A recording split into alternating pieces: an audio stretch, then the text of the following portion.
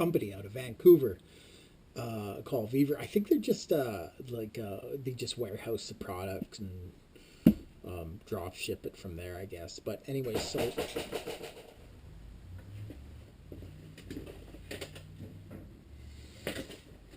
we'll try that again. So this is a hydraulic flaring tool that I bought from a company called Vevor. There wasn't a whole lot of information on the internet about it. I tried to do my homework on it, and you know, it was kind of, there's a lot of videos that weren't exactly impartial to the product, unfortunately. So a lot of sponsored videos and whatnot. This is not a sponsored video. I have nothing to do with these people other than I bought the flaring tool from them. So what it is it's for like doing GM fuel connect fittings, quick connect fittings. That's why I bought it. You could do brake lines. You could do a lot of different things with it. And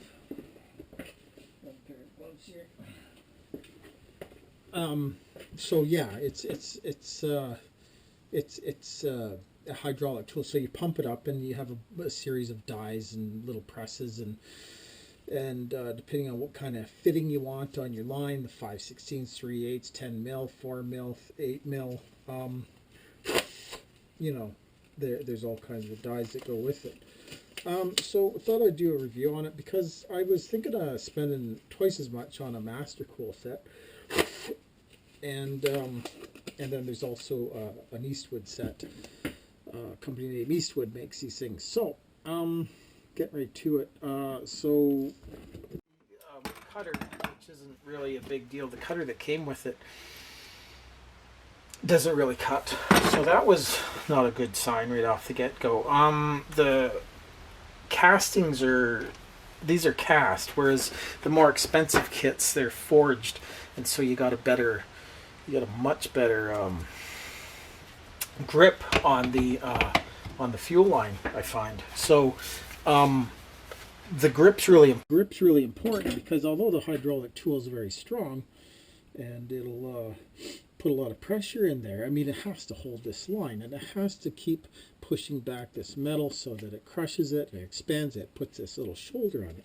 This is one off a car. So initially I went down to the junkyard and I got some old scrap fuel lines to try, and they weren't working out too well. So I went and bought a brand new fuel line, steel line with copper lining on the inside, and that worked a little better. So anyways, but it still didn't crimp it as much as it could. As much as it should, because see, with these fittings, what happens is that you have as much as it should, because see, with these fittings, what happens is that you have a quick connect fitting like this in the GM connector, and that's not just isolated GM. They also use this on motorcycles, so that's why I thought I'd invest, because I do a lot of motorcycles, not really a lot of GM products. So I thought I would invest in this. But anyways, a quick connector. You got this little connect. It's got the shoulder in there, and as you push it on, it clips.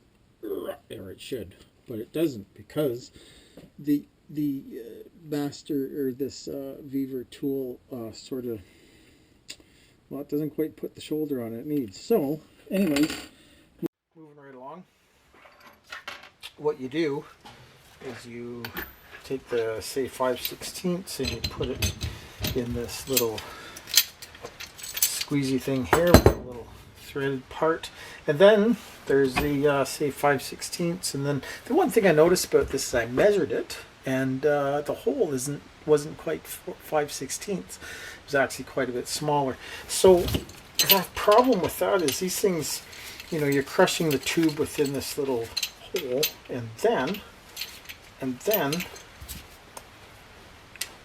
you know, if it's just exact, it should be a little bit difficult to get out, but not a lot difficult to get out. So that's kind of a problem too, because the problem is if you start getting a little brutal with it and you try to get it out of the die, you know, you end up buggering up the fuel line. And so these things run about, like in my particular application for this GM, I'm running about 40 pounds on the fuel injection, 40 psi, and then on a GM truck I think it's around 10 or 15 for the earlier ones. And up from there, motorcycles, some of them 40, 50, 60 psi, depending on the model. But yeah, so it's really important that you get that good shoulder on there, because if you don't get the shoulder on there, then it's not going to seal. Because the only thing that seals when this thing goes on, these quick connects, when they go on, the only thing that seals, see that one worked, is there's a little O-ring in there. And with that said, it's also important that this thing crimp the end so it's round, because if it's not round, then it'll start chewing up the O-ring in there. So, and that's not good. So, obviously, anyways, getting right along with it. What you do, I'll show you, give you a quick demonstration of this. You take the proper die that you want to use, put it in there, and then you take your line and you put it in, and you only put it up to about where, just so it's parallel with the end here, like parallel kind of with this piece here, and that's as far as you poke it out. And then what you do is you clamp this, this line's a little crooked, so I'm just going to line it up. There we go. You clamp the line, and then you start cranking it in. Yeah,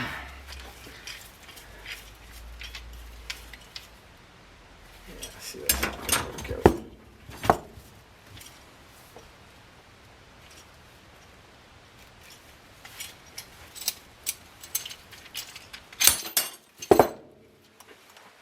So we're just going to cut the end off this and get it in, because it's crooked, you see. So we'll give it a fighting chance. Get a nice long end. So you just twist this around a bit like that, and then you torque it up a little bit more, twist it around a little bit more, twist it around, and then twist it a little bit more.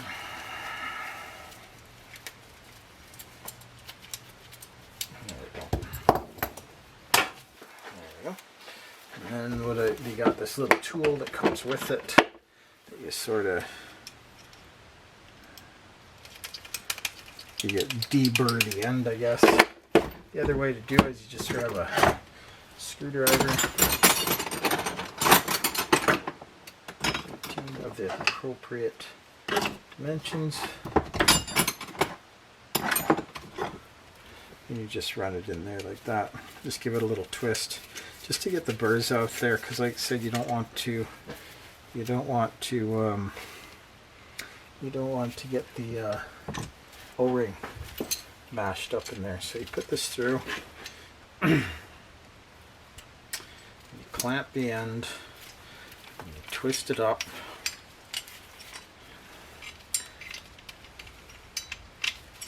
This thing's it's a little Mickey Mouse for sure. Twist it out, and what you do is you keep going in the hole till it's about like that, because you can feel it stop, and then there's a little valve on here, and open close, so you close the valve, tighten it up a little more, see what it does.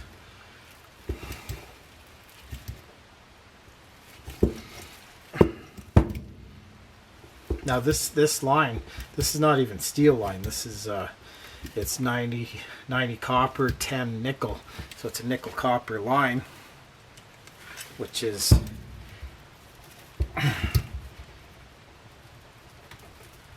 laser dupe. Release that, and then what you gotta do. See, now it gets really stuck in there. So what I do is I torque it up, open the valve, make sure that's good. Then I just pry it off. It's kind of, it's not kind of, it is pretty Mickey Mouse. There we go. Because what I find what it does is it kind of,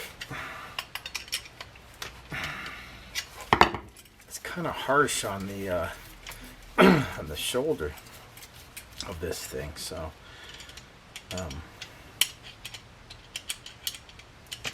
we go. It's off. And so is the head, actually. So it makes this connector like that. The shoulder end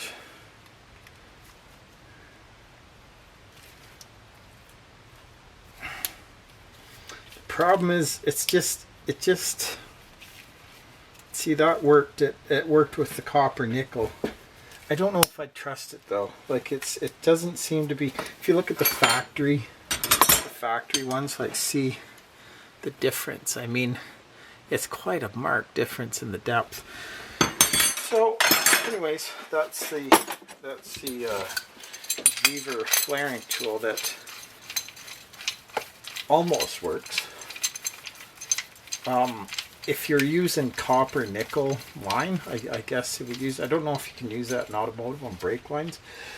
You preferably use steel or stainless steel, which is a harder metal, of course. So, you know, I don't know. I don't even think it's legal in most places to run copper line in your brakes. I mean, it's for obvious reasons. It's you know. But anyway, so they tout this as being an automotive flaring tool for automotive applications, but clearly it kind of falls short. And the reason I'm making the video, so they asked me, I was going to return this thing. Their website, comically enough, says 30-day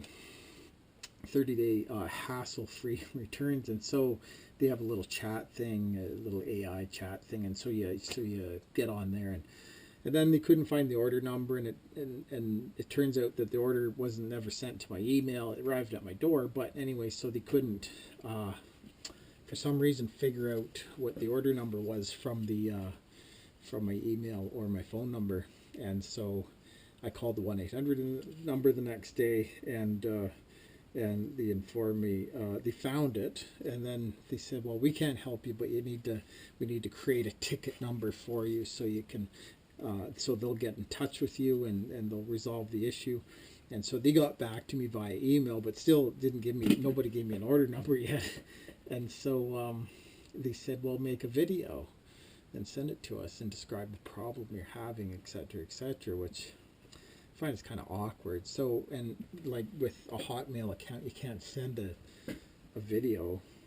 You know, it's very tight on the limitations. So anyways, so I'm gonna send them a link on YouTube, and I thought I'd do a tool review while I'm at it, and you know, hope it saves somebody time with it, because you know it's quite a waste of time to buy something like this and then have to return it. I mean, it should do what it's described to do.